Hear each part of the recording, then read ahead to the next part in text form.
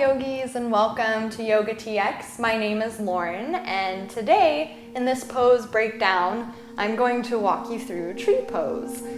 Give you a few different variations for how to practice it, a few alignment cues. This is a great opportunity for beginners to learn more about a pose, as well as for advanced practitioners to maybe take the pose a little deeper or in a different direction than you're currently familiar with. So to get started, go on and bring your mat or yourself up kind of by a wall. You won't need too much space, but this is it's just a great tool to have, especially when you're learning the pose. So for starters in tree pose, one of the most important things is, just like a tree in nature, you really want to make sure you're rooted. So we're going to start by bringing the weight into the left leg, really pressing down in that foot.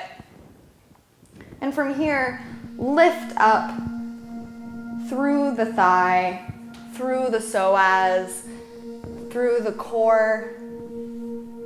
Draw the palms in towards the chest. And so tree pose, while it looks simplistic enough, actually engages all the muscles in the leg, all the muscles on the sides of the ankles, and up the sides of the legs. And it's really wonderful, especially if you're recovering from any sort of injury, if you need stronger feet or stronger legs. It also serves as a gentle hip opener.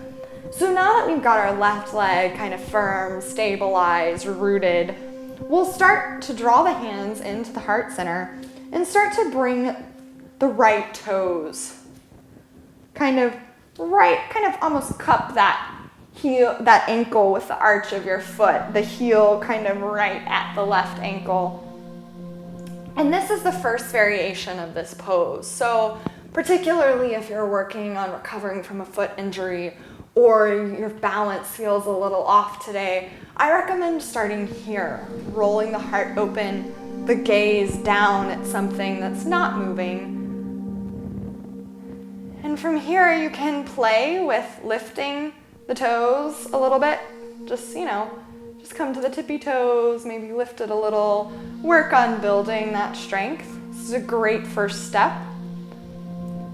And from here, if this feels good, if you're feeling great, bring that foot to the ankle. So this is where the wall can start to come into play. Again, if your muscles feel weak, if you have any sort of osteoporosis or anything where you need a little extra support, you can just come over to that wall. Or even if you just want to work on improving your balance, come over to the wall and just gently rest your knee against it. It just helps stabilize while you're still doing a lot of the work yourself. So if you'd like to take advantage of that option, feel free. But either way, really roll that hip open. Oh, there we go, my balance is flown off. Roll that hip open. That's another great thing you can use the wall for, is to help feel the hips square, knee against the wall, alignment stacked up. So this is the second option, whether you're on the wall or off the wall. Again, gaze down at something that's not moving. And from here, you can either stay here, or I might need to move a little further away from the wall for this. You can reach down with your right hand and lift your foot into kind of the crease of your thigh, flat of the foot pressed against the thigh, pressing gently open, being very mindful that whatever variation you choose, we do not press against the knee, as our knee is already getting enough stress. Lifting up, gaze down. Again, this is another opportunity if you're playing with tree pose to use the wall. So, you might have to shift a little bit, play with it a little bit, but you can just bring your knee right against the wall there and use it to stabilize yourself. Maybe play with taking your knee off the wall, putting it against the wall again. Again, this is a great way to stabilize this. I also recommend this if you're kind of a little more advanced in age. If you're feeling a little wobbly, this is great as well. Again, strengthening into the psoas, strengthening into the hip, gently opening the hip. We'll take one more deep breath here.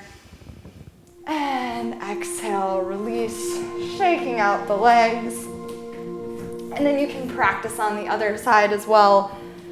Again, take whatever variation you would like, root down through the right toes. You can use the wall or not. Play with the first variation, palms lifted at the heart, chest lifted into the palms, gaze soft.